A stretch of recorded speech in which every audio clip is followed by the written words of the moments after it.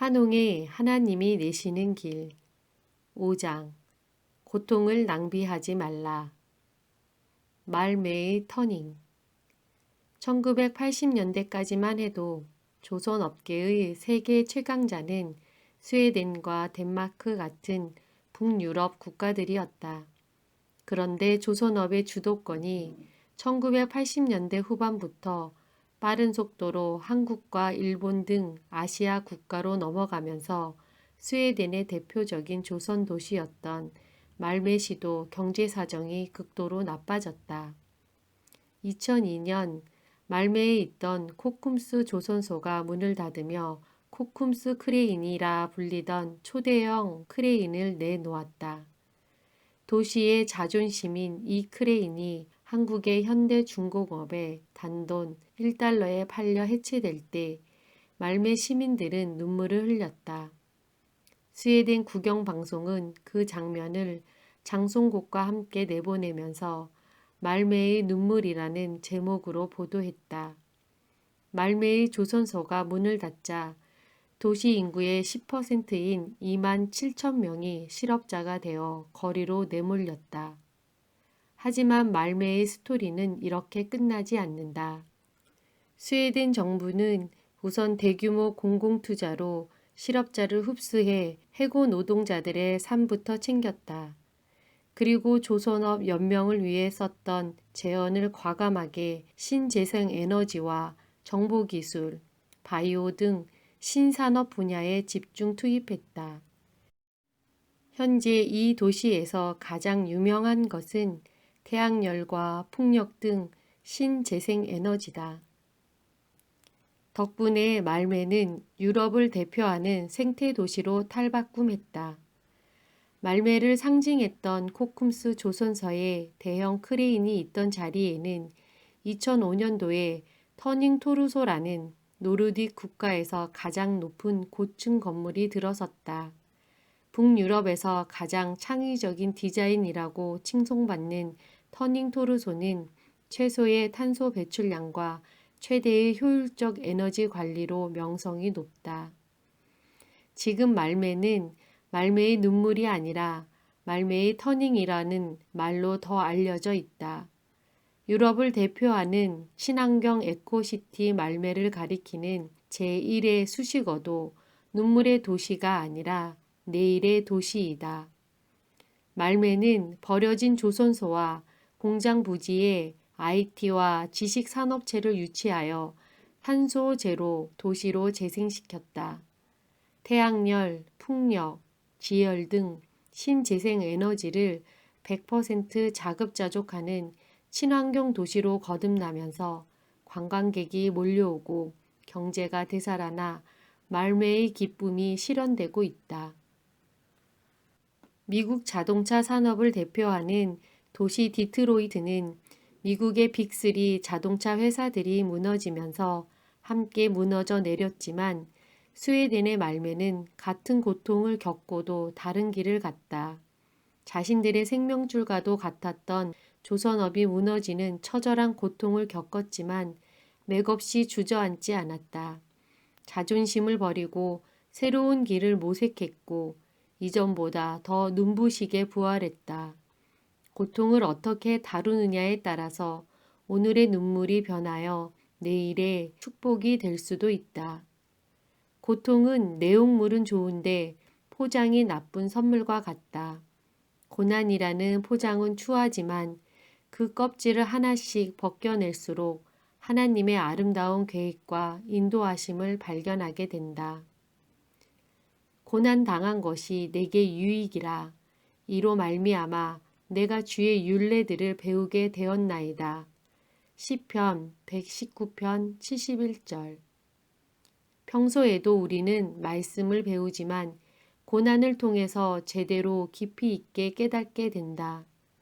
모든 고통에는 우리에게 주시려는 하나님의 교훈이 있다. 고통이 빨리 지나가는 것보다 그 교훈을 제대로 배우는 것이 중요하다. 슬픔과 절망에 빠져 있기만 하는 것은 고통을 낭비하는 것이다. 원망만 하고 고통에서 아무것도 배우지 못했다면 생고생만 하고 고통을 낭비한 것이다. 그러기엔 그 고통이 너무나 아팠고 너무나 아깝지 않은가. 고난을 통해서만 주어지는 놀라운 영적 진리와 영적 축복들을 함께 묵상해 보자. 고통은 영원하지 않으며 반드시 끝이 있다. 하나님이 내시는 길이라고 해서 탄탄대로만 계속되는 것이 아니다. 세상의 그 어떤 좋은 길도 때로는 캄캄한 터널을 통과해야 하고 가파른 오르막도 올라가게 되어 있다. 그러나 지나고 보면 힘들었던 그 길이 오히려 더 빨리, 더 멀리 가게 되는 축복이었음을 알게 된다. 고통의 시간도 하나님이 내시는 길의 일부분으로 이해해야 한다.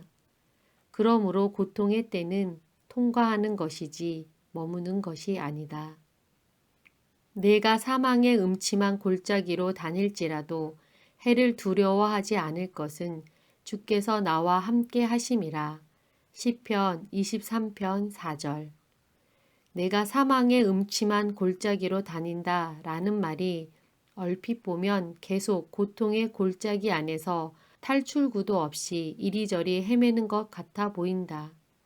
그러나 영어 성경으로 보면 이 부분이 I walk through the valley of the shadow of death.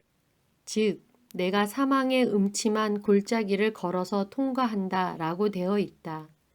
고통의 시간을 지나는 것은 너무 힘들고 아프지만 미로처럼 그 안에서 계속 갇혀 헤매는 것도 아니고 영원히 머무는 것도 아니다. 하나님의 때가 이르면 그 골짜기를 반드시 통과한다. 마귀는 이 고통이 영원할 것 같다는 절망을 심는다. 그러나 결코 속지 말라. 반드시 이 어두운 골짜기를 곧 통과하게 될 것이다. 호랑이에게 물려가도 정신만 차리면 산다는데 사망의 음침한 골짜기를 지난다 해도 목자 대신 주님만 꽉 붙들고 있으면 그분의 은혜와 능력으로 반드시 통과하게 될 것이니 아무리 힘들고 어려워도 포기하지 말라. 예수님의 손을 붙잡고 고통의 시간을 통과해 본 사람은 뭐가 달라도 다르다. 말과 행동에서 교만과 과장과 영적 거품이 싹 사라지고 마음에 잔잔한 평안이 있다. 겸손하고 진중하며 어떤 일을 만나도 강하고 담대하다. 항상 남을 잘 배려하고 친절하며 따뜻하고 이해심 깊은 사람을 보는가. 단언컨대 그는 고통을 낭비하지 않은 사람이다.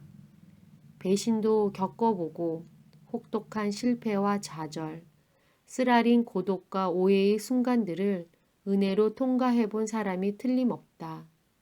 그렇지 않고는 그렇게 예수님을 닮은 따뜻하고 성숙한 인격이 만들어질 수가 없는 까닭이다. 그는 고통을 낭비하지 않고 영적 성장의 기회로 만든 사람이다. 고통 속에서 절대 포기하지 말라. 고통이 길어지면 탈진한다. 질병이나 경제적 어려움으로 인한 고통도 힘들지만 가장 힘든 고통은 사람이 주는 고통이 아닌가 싶다. 시편 기자는 악한 사람들의 지속적인 공격에 시달리다가 너무 지쳐버렸다. 나의 말이 주께서 언제나 나를 안위하실까 하면서 내 눈이 주의 말씀을 바라기에 피곤하니이다. 시편 119편 82절. 주님께 자신의 형편을 간절히 아뢰면서 버텨왔는데 아직 구원이 임하지 않으니 너무 애가 타고 힘이 들어 이렇게 버티는 것이 힘들다고 솔직히 고백한다. 우리도 이렇게 더 이상 못 버티겠어 할 정도로 힘들 때가 있다. 그러나 결코 주저앉아선 안 된다. 시편 기자는 극심한 고난 속에서도 결코 포기하지 않고 다시 일어나고 있다.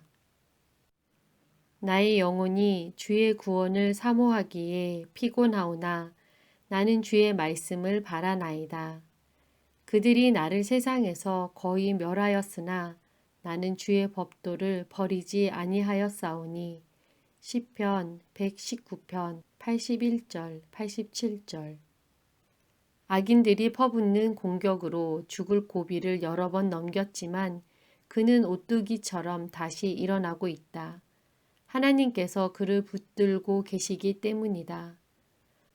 서커스 단원들이 고공그네를 타며 과감하게 묘기를 펼칠 수 있는 것은 밑에 안전그물이 있기 때문이다.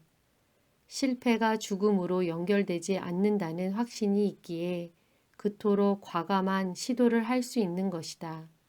하나님은 우리의 안전 그물과도 같다. 힘들긴 하지만 우리가 죽게 내버려 두지는 않으신다. 고통을 견디는 중요한 힘은 기도이다.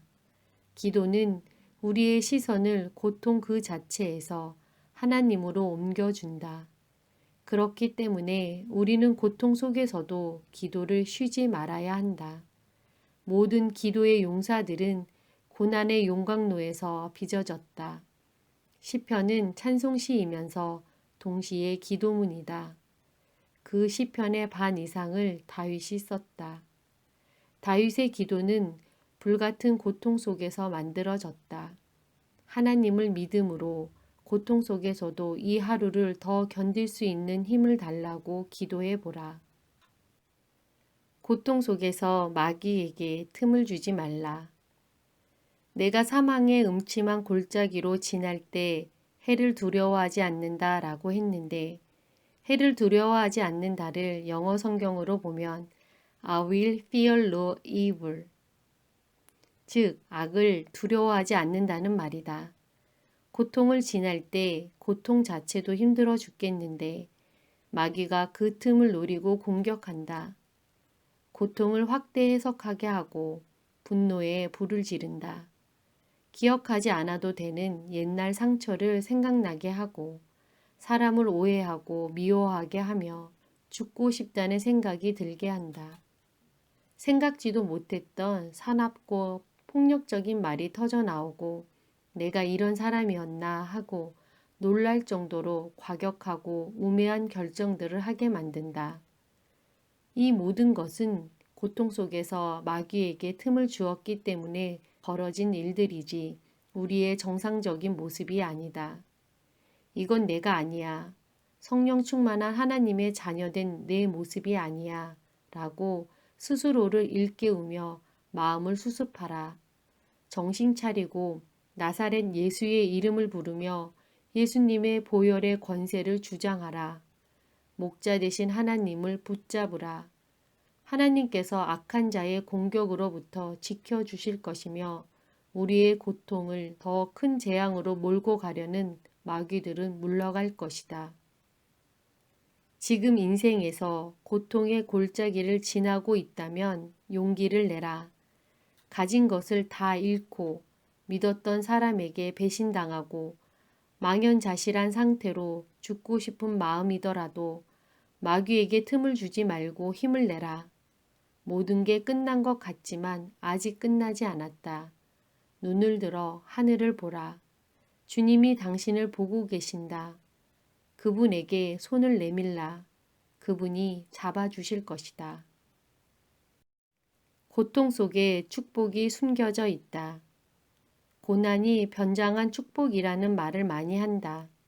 그러나 남이 고통당할 때 그런 말을 해주기는 쉽지만 내가 고통받을 때 이 말을 받아들이기는 참 쉽지 않다.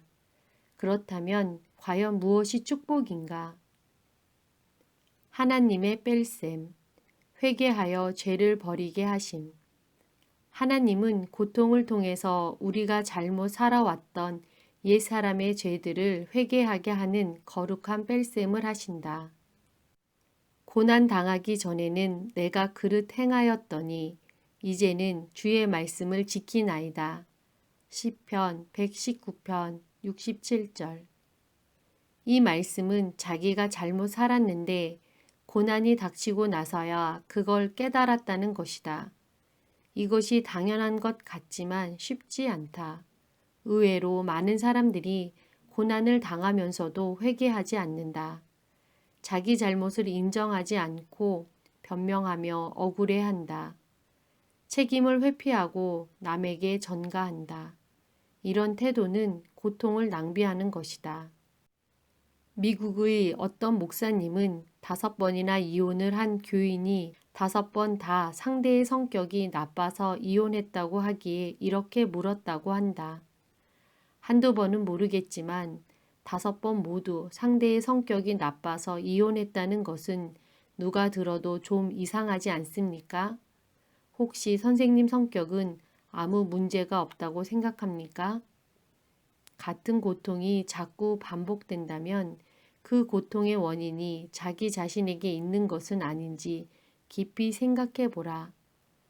시편 기자는 고난 속에서 고통의 원인을 남에게서 찾지 않고 자기 인생에 잘못된 것이 있었음을 깨끗이 인정한다.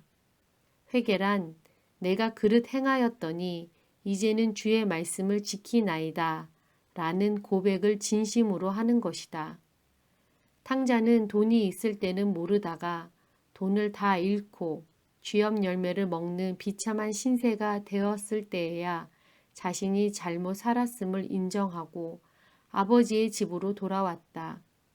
고통의 원인을 자기가 제공했음을 인정하고 잘못된 옛 삶을 미련 없이 버리고 어떤 대가를 치르고서라도 하나님의 길로 돌아오는 바로 이것이 고난당할 때 인간이 보여야 할 태도이다. 그러면 하나님이 살 길을 열어주신다. 하나님께서는 형통할 때에는 가르칠 수 없던 것을 역경을 통해 가르치셨다. 형통할 때 받는 교훈도 있지만 고난 속에서만 받을 수 있는 하나님의 특별 메시지가 있다. 수십 년간 담배를 끊지 못하던 사람이 폐암에 걸리고 나서야 담배를 딱 끊는 것을 본 적이 있다. 충격적인 고난이 아니면 결코 변하지 않는 못된 부분이 우리 안에 있다. 그것은 욱하는 성격일 수도 있고 남의 말을 함부로 하는 입술일 수도 있으며 자기밖에 모르는 이기적인 교만일 수도 있다. 그 모든 내 안의 독소들을 하나님이 고난을 통해 드러내시고 제거하신다. 무릇 징계가 당시에는 즐거워 보이지 않고 슬퍼 보이나 후에 그로 말미암아 연단받은 자들은 의와 평강의 열매를 맺느니라. 그러므로 피곤한 손과 연약한 무릎을 일으켜 세우고 너희 발을 위하여 곧은 길을 만들어 저는 다리로 하여금 어그러지지 않고 고침을 받게 하라. 히브리서 12장 11절에서 13절. 하나님의 덧셈, 새로운 지혜를 배우게 하심. 하나님은 고통 가운데 우리가 하나님의 길을 새롭게 가도록 거룩한 덧셈을 하신다. 하나님의 덧셈은 고통을 통해 새로운 지혜를 배우게 하시는 것이다. 우리는 고통을 나쁘게만 생각해서 아이들이 조금도 고생을 안 하게끔 해주려고 하는데 그건 잘못된 생각이다. 때로는 고통이 축복의 계기로 작용하기도 한다. 20년 이상 학원을 운영한 학원장의 이야기를 듣고 감동한 적이 있다. 학생들의 대학 입시 성적은 중학교 2학년 때의 성적이 거의 그대로 가는 것 같습니다. 그러나 예외적으로 성적이 크게 오르는 학생들이 있습니다. 공통점을 뽑아보면 중2에서 고3 사이 집안에 큰 변화가 있었던 경우가 대부분인데 좋은 변화도 아니었습니다. 부모 중 누군가가 사망했거나 실직했거나 사업이 부도난 경우입니다. 한마디로 집안이 쫄딱 망할 정도로 환경이 악화된 학생들에게서 그런 예외적인 사례가 많았습니다. 고통이 인간을 좌절시킬 수도 있지만 반대로 오히려 그 고통을 타개할 잠재력이 폭발적으로 터져 나오도록 격발하기도 한다. 고통은 평상시에는 하려고 해도 잘 되지 않던 패러다임 전환을 하게 한다. 완전 위기 상황으로 몰고 가는 고통이 있어야 비로소 익숙하던 방식을 버리게 된다. 고난이 이태껏 살아오던 인생, 사람 대하던 방식, 과거의 승리를 안겨주었던 방법들에 문제가 있음을 알려준 것이다. 그래서 고통은 이전 방식으로 계속 열심히만 해서는 안 된다는 것을 알려주는 도구이기도 하다. 고난이 없었다면 뭘 새롭게 바꿔봐야겠다는 절박감이 없었을 것이다. 수십 년간 도시를 먹여 살렸던 조선업이 망해버린 말매의 눈물이 있었기에 스웨덴 사람들은 친환경 에코시티로 가는 새로운 미래를 붙잡을 수 있었다. 이렇듯 때로는 완전히 새로운 판을 짜야 할 때가 있는데 고통이 그 동기를 부여해 준다. 고통 속에서 포기하지 않고 견디는 것은 좋은데 이전에 해오던 방식을 하나도 바꾸지 않고 옛날 방식 그대로 더 조급하고 고집스럽게 일하면서 버티는 사람들이 많다. 이것은 고통에서 아무것도 배우지 못하고 고통을 낭비하는 일이다. 고난은 특별 과외 수업 시간이다. 과거의 추억을 깨끗이 접고 새로운 살 길의 지혜를 하나님께 물어야 한다. 단순히 이 악물고 열심히 한다고만 해서 되는 게 아니다. 새로운 지혜가 필요하다. 산업화 시대에 회사 운영하던 방식으로 디지털 시대에 살아남을 순 없다. 조선업이 망해갈 때 말매는 조선업을 더 개발해서 후발주자인 일본이나 한국과 경쟁하려고 하지 않았다. 과감히 포기하고 새로운 블루오션인 친환경 에코시티의 길을 선택해서 새로운 미래를 붙잡을 수 있었다. 제 길을 위해 필요한 새로운 지혜를 우리는 하나님께 구해야 한다. 내가 주의 계명을 믿었사오니 좋은 명철과 지식을 내게 가르치소서. 시편 119편 66절. 다윗의 아들 압살롬은 오랜 세월 치밀하게 준비하여 구테타를 성공시켰다. 이스라엘 12지파 중 10지파가 반란군에 합세했고 다윗의 핵심 참모 아히도벨도 배신했다. 늙은 다윗은 예루살렘을 내주고 부하들과 함께 도주해야 했다. 다윗은 평생을 전쟁터에서 뼈가 굵은 장군이었지만 외부의 적들을 물리치는 것과 내부의 이 무서운 반란을 다루는 것은 전혀 다른 것이었다. 다윗이 써온 전략은 배신한 아히도벨이 훤히 꿰고 있었기 때문에 아무 소용이 없었다. 이때 다윗은 절박하게 하나님께 기도했고 하나님께서는 다윗의 친구 후세를 압살롬의 참모들 속에 침투시켜 그 안에 분열을 일으키는 절묘한 전략을 다윗에게 알려주셨다. 평생 야전군 사령관으로 살아온 다윗이 전에는 해본 적 없는 새로운 방법이었다. 그러나 이것은 전세를 뒤집는 결정적 계기가 되었다. 하나님은 지금 현재의 고통을 극복할 수 있는 새로운 지혜도 주시지만 이것이 앞으로 닥쳐올 수 있는 더 큰 재앙을 막는 예방주사가 되게도 하신다. 가볍게 병을 앓게 하여 면역을 길러주는 백신의 원리와 같다. 예를 들어 사업 초기에 돈 문제로 어려움을 겪어본 사람은 나중에 사업이 커져도 돈을 함부로 대하지 않고 지혜롭고 신중하다. 하지만 아버지를 잘 만나서 혹은 정부의 지원을 운 좋게 따서 초창기 사업 자금을 너무 쉽게 마련한 사람은 오히려 나중에 돈 문제로 크게 무너지곤 한다. 작은 고통으로 예방주사를 맞지 않았기 때문에 큰 사고를 막지 못한 것이다. 인디언 속담에 이런 말이 있다. 속삭이는 소리에 주목하라. 그러면 나중에 비명소리를 듣지 않아도 된다. 고통의 때에 정신 바짝 차리고 겸손히 하나님의 새로운 지혜를 배워두기 바란다. 고통은 하나님의 뜻을 깊이 알게 한다. 교만한 자들이 거짓을 지어 나를 치려 하였사오나. 시편 119편 69절. 악한 이들이 시인에 대해 중상모략을 하고 올무에 몰아넣어서 시인의 명예를 땅에 떨어뜨리고 좌절시켰다. 악인은 오랜 세월 계획했겠지만 시인은 하루아침에 대책 없이 당했기 때문에 분노와 당혹감에 휩싸였을 것이다. 하나님을 원망하기 가장 좋은 바로 그때 시인은 뜻밖의 반응을 보인다. 여호와여, 내가 알거니와 주의 심판은 의로우시고 주께서 나를 괴롭게 하심은 성실하심 때문이니이다.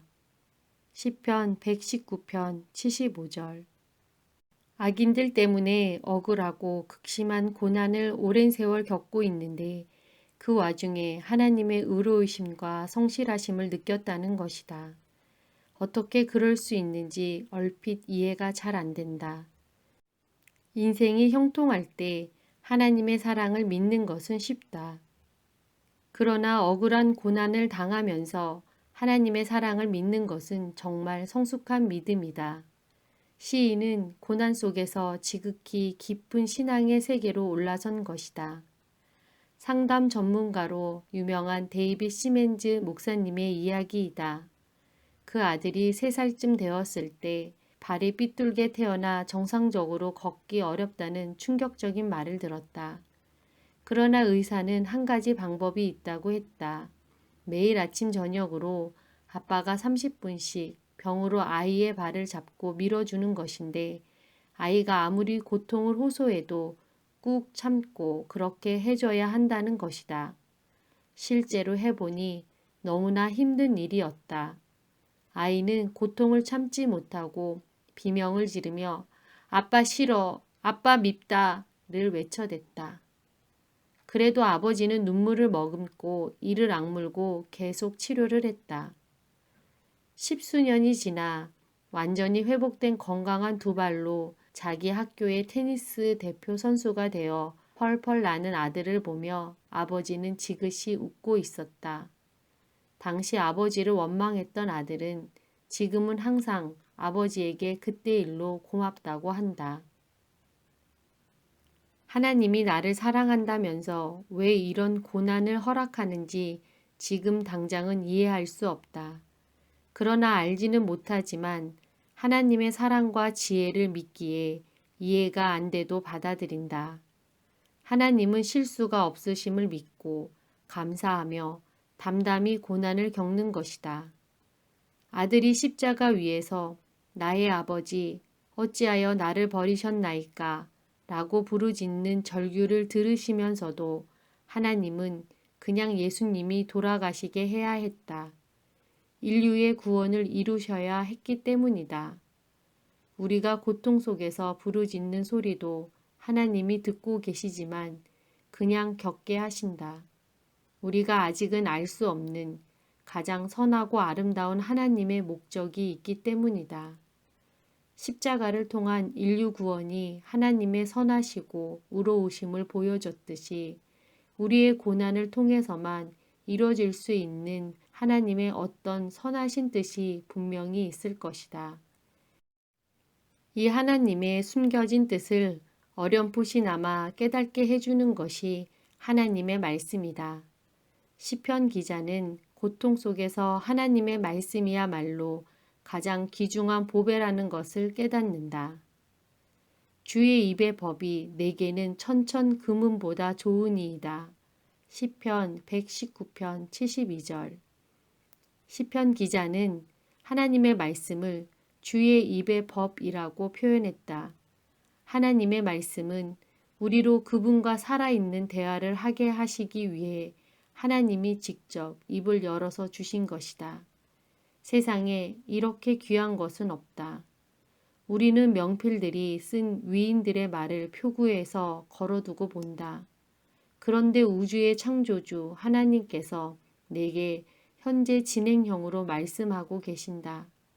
고난을 통과하면서 우리는 세상 그 무엇과도 바꿀 수 없을 만큼 귀한 것이 하나님의 말씀임을 뼈저리게 체험한다. 하나님은 말씀으로 위로하신다. 난관을 헤쳐나가는 지혜와 능력을 주시고 평온과 즐거움도 주시며 도와줄 사람도 보내주신다. 한국말을 잘하는 어느 외국인이 한국어에 굉장히 긍정적인 표현이 많다라는 이야기를 했다. 예를 들면 욕을 먹었다, 한 꼴 먹었다, 한 방 먹었다 와 같은 표현이다. 영어에는 절대 이런 표현이 없다. 욕을 듣고 한 꼴을 잃고 한 방 맞는 것이지 먹었다라고 하지 않는다. 그런데 아주 속상하고 기분 나쁜 일인데 냉면 한 그릇 해치운 것처럼 먹었다라고 표현하면 완전히 느낌이 달라진다. 어떻게 보면 매우 긍정적인 표현이다. 욕 많이 먹으면 오래 산다는 말도 그렇다. 뭘 먹으면 그것을 소화해서 더 성장하게 된다. 사람들의 비판도, 배신도, 고통도 다 먹어버리면 된다. 소화만 잘 시키면 더 성장하게 된다. 고통을 용해시키는 영혼의 소화액이 바로 하나님의 말씀이요, 성령의 기름 부으심이다.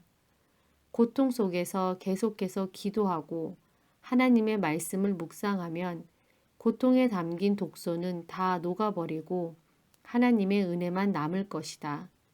그것이 우리를 더 성숙하게 하고 성장하게 한다. 그렇기 때문에 우리는 사람들의 공격에 반응하지 말고 하나님의 말씀을 더욱 붙잡아야 한다. 교만한 자들이 거짓으로 나를 엎드려뜨렸으니 그들이 수치를 당하게 하소서. 나는 주의 법도들을 작은 소리로 읊조리리이다. 시편 119편 78절. 사람들은 나를 핍박하지만 거기에 반응하지 않고 말씀에 집중한다는 것이다. 인간이 주는 고통이 극심하지만 그것을 묵상하지 않고 말씀을 묵상한다는 것이다. 이것은 사람들로 인해 고통받을 때 우리가 어떻게 해야 승리할 수 있는지에 대한 중요한 영적 비밀을 담고 있다. 내게 고통을 주는 사람들을 자꾸 생각하면 분하고 잠이 안 오고 속병이 쌓인다. 백해무익이다. 독풀은 씹을수록 독만 나오듯 상처와 사람도 묵상해 봐야 영혼의 독만 나온다. 이것은 고통을 낭비하는 일이다. 약초를 오래 씹어야 몸이 건강해진다. 고통스러울수록 하나님 말씀을 간절히 묵상해야 생명수가 흘러나온다. 배고파 봐야 음식 귀중한 것을 알듯이 고난 속에 들어가 봐야 말씀이 얼마나 중요한지를 뼈저리게 깨닫게 된다. 전에는 건성건성 듣던 말씀이 고통 속에서는 하나하나 불꽃 같은 레마의 말씀이 되어 심령에 새겨진다. 다른 성도를 격려하는 도구가 된다. 주를 경외하는 자들이 나를 보고 기뻐하는 것은 내가 주의 말씀을 바라는 까닭이니이다. 시편 119편 74절. 하나님이 우리로 고통을 이기고 승리하게 하시는 것은 우리만을 위해서가 아니다. 토마스 에디슨이 자기 집에서만 쓰려고 전구를 발명한 것이 아니다. 내가 말씀을 붙들고 고난을 아름답게 통과하면 이것은 고통을 지나는 다른 성도들을 살리는 하나님의 메시지가 된다. 조니 에릭슨 타다는 승마와 테니스, 등산, 수영을 좋아하는 아주 활달한 10대 소녀였다. 1967년 여름 수영을 하다가 다이빙을 잘못하는 바람에 그만 목뼈가 부러지고 말았다. 17살의 꽃다운 나이에 그녀는 어깨 아래를 움직일 수 없는 사지마비 장애인이 되었고 재활을 하는 2년 동안 하나님에 대한 불신과 분노, 극심한 우울증과 자살 충동에 시달렸다. 그러나 마침내 하나님의 은혜로 시련을 이겨내고 나중에는 입에 붓을 물고 그림을 그리는 화가가 되어 큰 성공을 거두었다. 입으로 그렸다고는 믿을 수 없는 놀라운 그림들을 그리고 그 밑에 자기 이름을 사인하면서 항상 PTL, Praise the Lord, 주님을 찬양하라 이라고 적는다.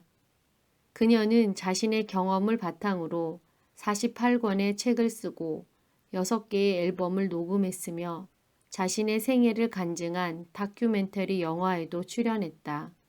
그녀의 책과 그림들, 영화, 간증 집회를 통해서 고통 속에서 생을 포기하려던 수많은 사람들이 희망을 얻고 예수님을 영접하게 되었다.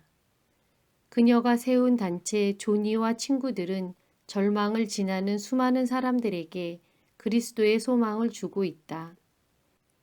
20여 년 전 나는 캘리포니아 에로우헤드의 한 수양관에 기도하러 갔다가 휠체어를 탄 그녀와 마주친 적이 있다.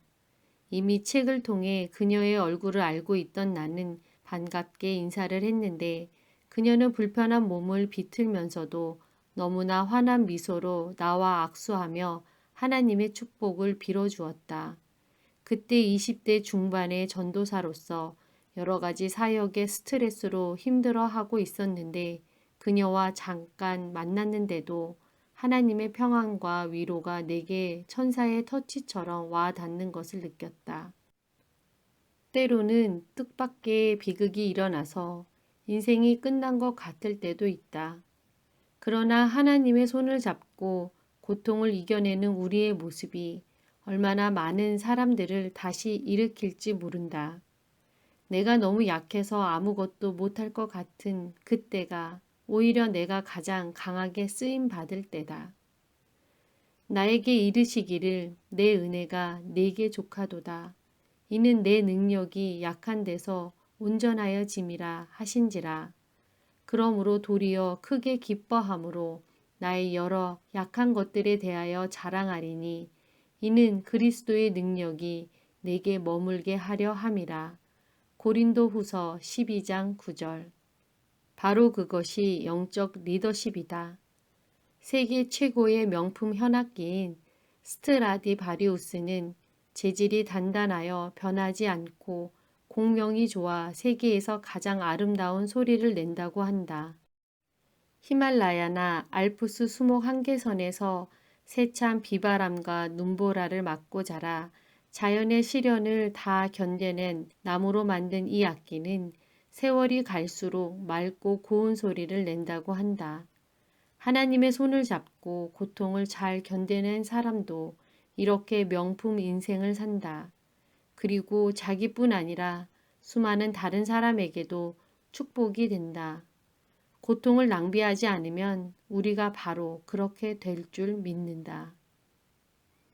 한웅의 하나님이 내시는 길 5장 고통을 낭비하지 말라.